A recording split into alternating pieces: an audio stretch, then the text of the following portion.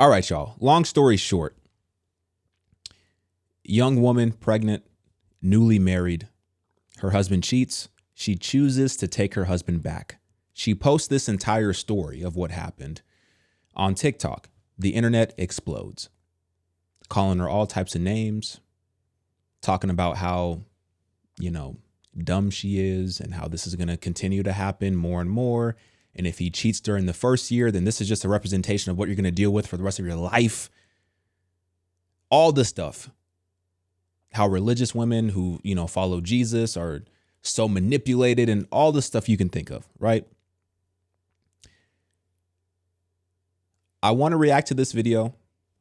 I also want to react to some of the reactions to this video, as oddly as that might sound. And then I also want to share this video to kind of cap everything off, because this video right here pretty much sums up about 90% of my feelings on this topic. All right. So let's start with this video of young woman explaining how her husband cheated on her when she was newly married and pregnant for the first time. So yes, my husband had an affair. I never wanted to come to social media with this. I have honestly just been giving it to God and going to therapy. But let's go ahead and address this comment. At the start of the year, my husband came to me and told me that a woman reached out to him on Twitter asking for help with her business.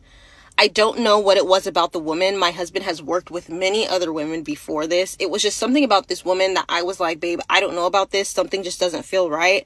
And lo and behold, my intuition was correct. Said business relationship ended up transpiring into something more. When I found out that it was transpiring into something more, I fought my husband on this. I tried to get my husband to understand that what was going on was not right and that he was opening a door for him to fall into a sin that was so much bigger than what he was already committing. And because he was not hearing me, I left my home in the middle of the night, pregnant, with nothing. And it all spiraled out of control. And maybe this is where my downfall comes into play, because maybe had I not left from the house, maybe had I fought my husband a little bit harder than I had already been fighting, this relationship would not have advanced in the way it did. My husband sought comfort in this woman. She was giving him something that I was not giving him in those moments. I was definitely being quarrelsome because I just was trying to pound into his head, like, you're going to fall. You're going to fall. You're being tempted and you're going to fall. When I left, he fell. Now, I cannot speak on that. That is not my testimony to speak on. And I'm just going to leave that there. In that, I decided to stand for my marriage still, and I decided to go with reconciliation rather than divorce. I never defended my husband when it came to him having said affair.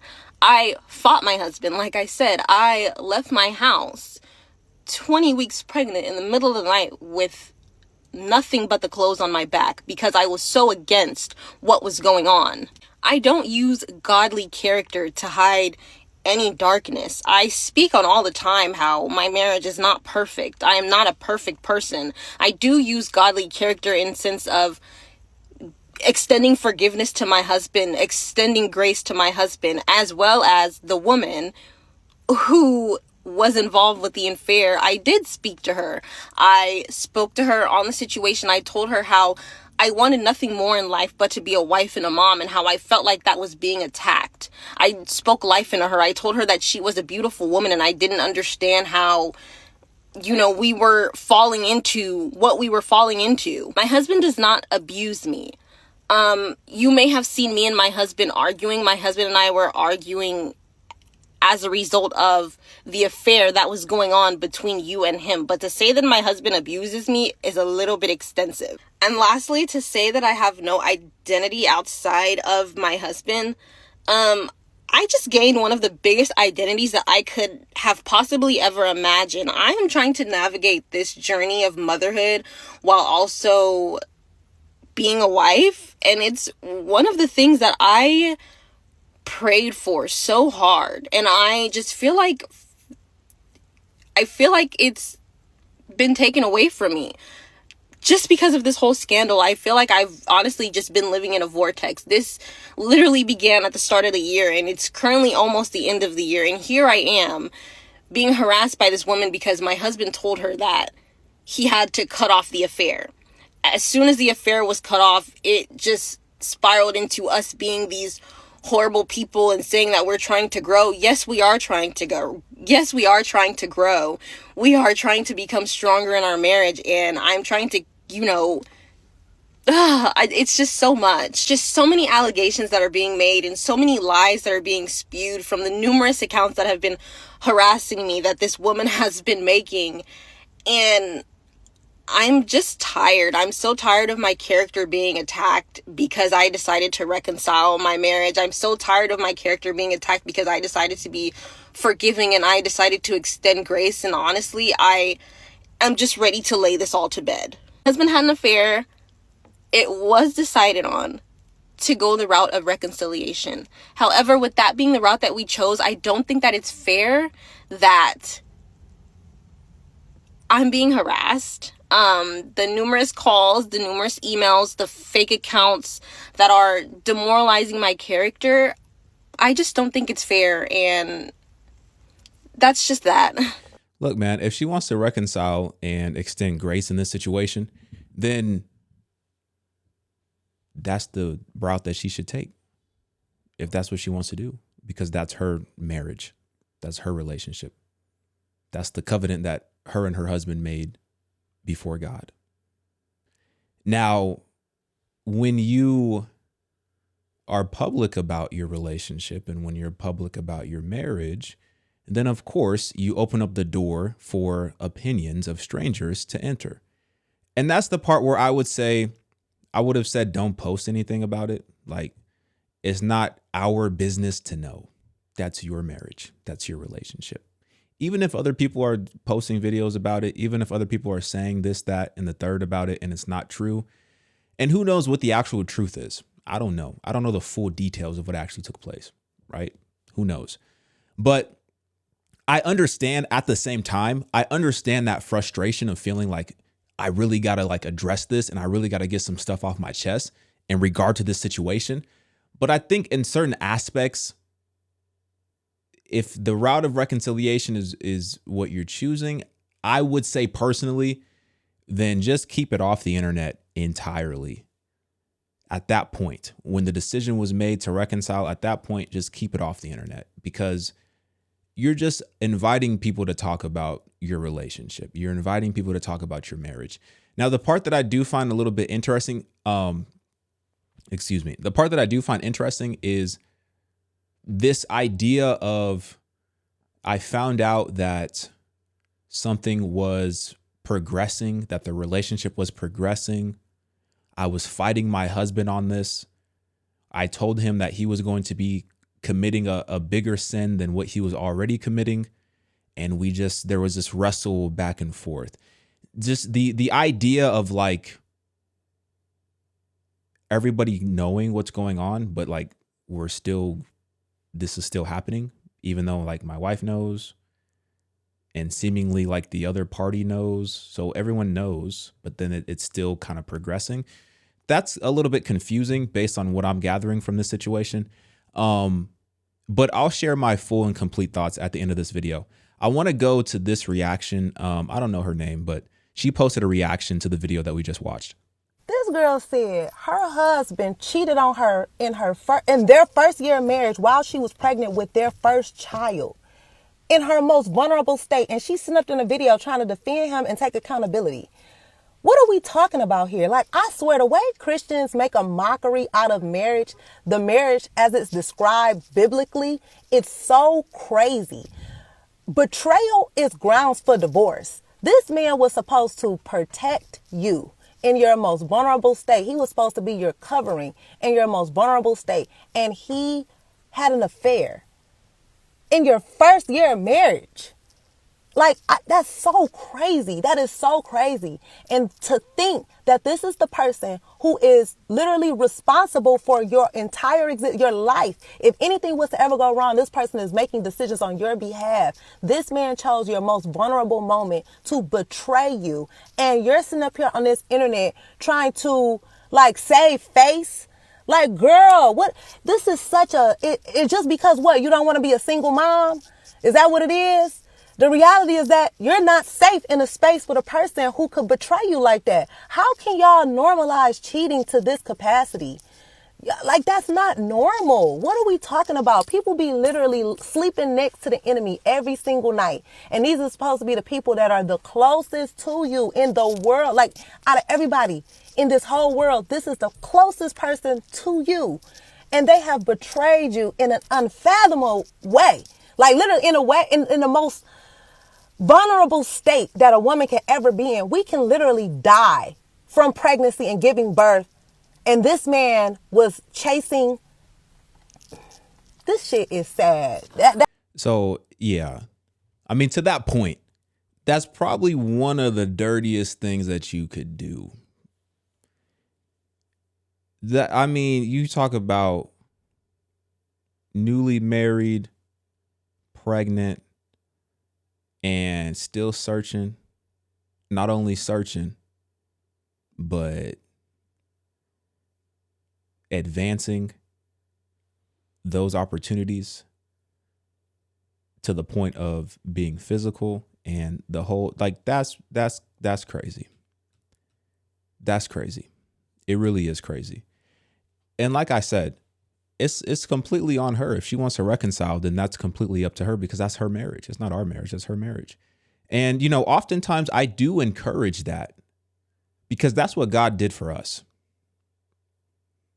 Like, and I'm going to say something, and it's going to sound like I'm, on the fence, but I'm just going to say this because it is what it is.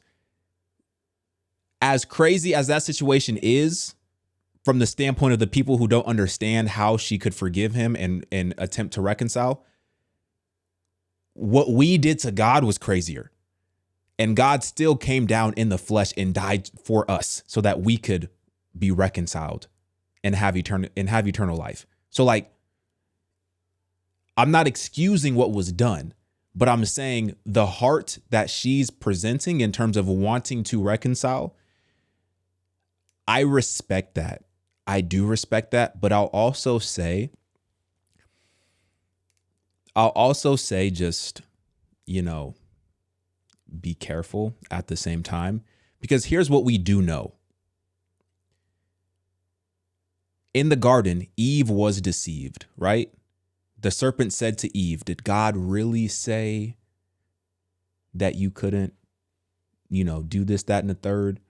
And Eve was like, no, God said that we can't touch it and we can't do that and we can't eat it.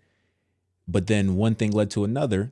Eve gets deceived, eats the fruit, shares the fruit with Adam, right?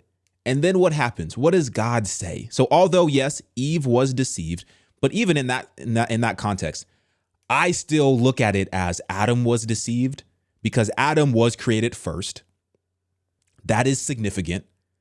God caused Adam to fall asleep, took a rib from Adam, created woman. Adam wakes up, says, at last, this is flesh of my flesh, bone of my bone. She shall be called woman. So Adam gives the name, right? So that implies a level of authority. Adam says she shall be called woman.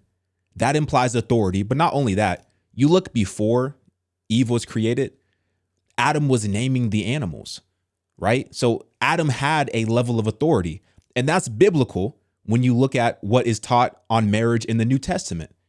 In the New Testament, clearly we see that men are the leaders of their household, the leaders of their marriage. Now, God is above all, but men are the leaders of their marriage.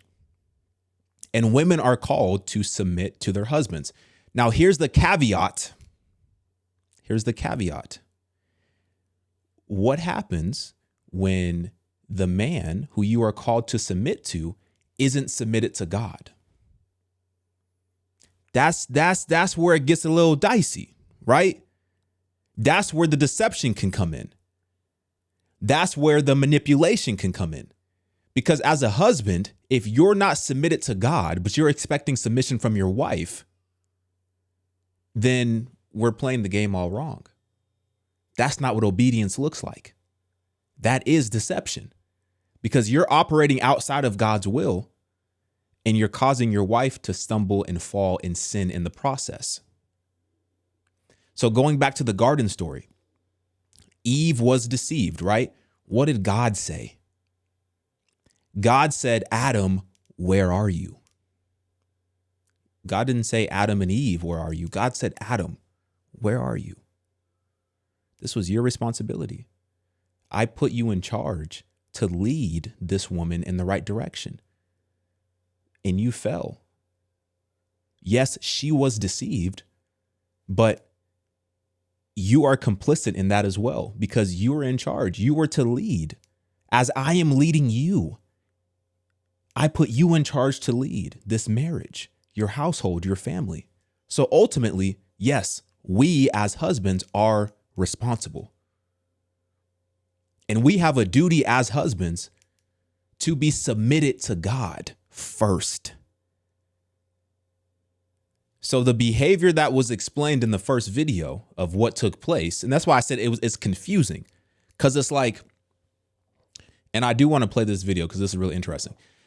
It's confusing because it's like, I told him this is going to progress, and then it progressed, and then I'm fighting, telling him not to fall into further sin, and we're still fighting. It's like this mutual awareness, like where everyone sees what's going on, but then there's still a decision that's being made to pursue. At least that's what it is being framed as, right? I don't know the full truth, but that's what it's being framed as. So from that context, I would just say,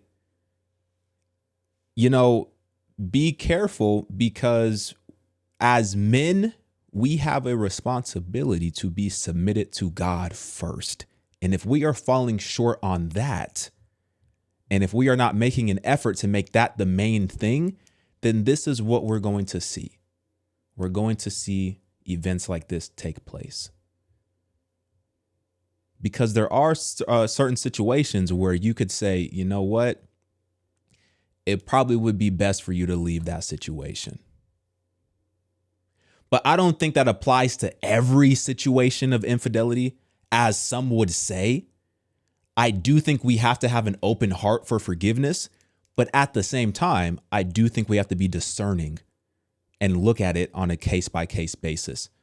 And that's all I'm really going to say, because I don't even know all the details, but y'all keep posting stuff on the internet about your intimate relationship. So here we are. Let's watch this video.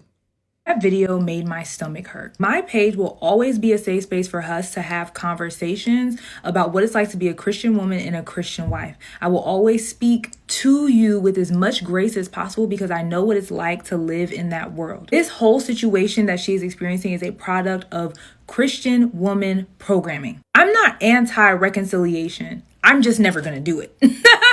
I'm never reconciling with somebody who cheated on me. But my point being, I'm not anti-reconciliation. It is possible in some cases. But what makes me the most sad about this video is not the reconciliation. It's what she went through, the fact that she warned him, and the fact that women, especially Black Christian women, are constantly taught to stay and to allow and to be gracious, while Christian men know that they can rely on the fact that you have been programmed that way. Christian men never have to grin and bear it. Christian men never have to accept the frailties of their wives. Let you not have sex for a couple weeks. Everybody at the church is going to be calling. Well, that's not true, because the Bible says, husbands, lay down your life as Christ laid down his for the church. There is a call directly from God for us as husbands to love our wives in the same way that Jesus loves the church. And that love came with sacrifice. So I guess she's describing a subset of the culture that believes that it's all on the woman to forgive. But there is a call, biblically speaking, that we are to lay down our lives as Christ laid down the church. And I think that does need to be spoken about more, because oftentimes we do hyperfixate on the submission aspect of it. We talk more about the submission from the standpoint of the wives, as opposed to the fact that there is a clear order that is laid out in the Bible. that we are to be the leaders from every standpoint of the marriage. Like, we are supposed to be leading from an emotional standpoint, from a protection standpoint, from a provider standpoint, from a spiritual standpoint. Like, we are supposed to be the ones leading in that standpoint. But like I said before, if we're not being led by God, how could we ever properly lead our wives? Because that's already an unattainable goal. Let's just be honest. To expect that we are going to, as husbands, love our wives and lay down our lives in the same way that Christ laid down his life for the church, to expect that we are going to be able to hit that mark is already unobtainable. So even more, if we're not plugged in to Jesus, if we are not submitted to God, how do we expect to even get anywhere close to that mark? And that's why it's so important to not take that casually about the order of what that looks like in marriage. Because when you have one of those items that start to dwindle, then you start to see the door opened. And when the door gets opened, you know the enemy gonna slide in. Let's continue. You asking you why you're depriving your husband, but him falling, which I'm gonna come back to that, into a relationship with another woman for 3 months, by the way. So not a one night stand, not a single, 3 months. And she warned him that, hey, I see where this is going. I did the same thing, by the way. I warned my ex-husband that this girl was getting really attached and in his space. And he was like, oh, her, no, man, whole time. I want to go back to this whole idea of men falling. You don't fall into adultery. You don't fall into infidelity. You make a choice. And we have to stop like dumbing down the language to make it less than what it is. We don't fall and land on people's genitalia. You made a choice. And in his case, it was a calculated choice because he knew he had feelings for that girl when he started being her quote unquote friend. I feel like I'm going to make a whole YouTube about this whole concept of like the programming of. Well, you know, I see what she's saying in terms of like, it's a choice. You don't fall. But at the same time, as a man, you know what I see? It is a series of unwise micro agreements that take place. And I think that's where we get the concept of like falling, because it's like you have these unwise micro agreements that you're making. And over time, those compound. And then you find yourself in a situation, in a position that you were blind to actually seeing the reality of what was happening. You understand what I'm trying to say? I'm not making excuses for it, but I'm saying I understand the language of fall into XYZ. Not saying that you literally fell into some, you know, not literally, you ain't literally fall into in the sheets. Like you tripped and fell like, oh, I didn't know how that happened. Like I get that, but I'm just saying the process of how it happens. I get why people use that language of falling. Let's play this video right here. What is it about being saved and living for Jesus makes you only attractive to everybody but men of God? And when I politely decline, they ask why, and then I tell them like a prerequisite for me, I can't speak for everybody, but for me, you have to be a man submitted unto God, praying, repenting, going to church, you value fellowship, you value like just things of that nature, a man of God. And then their rebuttal isn't necessarily respect all the time. It's always, oh, well, that's not that important. Like, I'm still a good dude. I'm still that. Okay, so let me just keep it real. Say we just fall in love and we just mesh so well. Now we're married. This is how marriage works. The husband leads the wife. God leads the husband. The husband leads the wife. If God is not leading the husband, where are we going? Where are we going? And you are now worried about two different destinations. You want to go to Tobago, to Trinidad and Tobago. I want to go to heaven. I don't know. If God is not leading the husband, where are we going?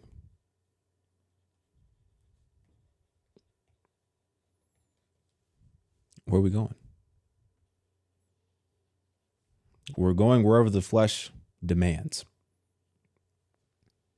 Because the flesh makes demands. The flesh makes demands. So if we're not being led by God as husbands, and I think I'm so passionate about this is because we just got out of a like 6-week marriage study at our Bible study. And this is literally all of what we were talking about. So if you're not being led by God, where are you going? That's the whole point. That's the whole question. That's the bigger concern. And you know, this story is one thing. This story is one thing. You know, and I pray that they can reconcile, because it sounds like that's what her heart desires. But ultimately, I just pray that God protects them in whatever that looks like, the both of them. Because listen, we're human. As crazy as that situation is, we are human beings, you know? So I pray that God protects them, their entire family. But I think ultimately we can all learn something from stories like this. And that is the fact that we must be dependent on God first. First. We cannot compromise on that. We cannot compromise on that. What do y'all think? Get in my comments, like this video. Let me know what you think. I'm out, y'all.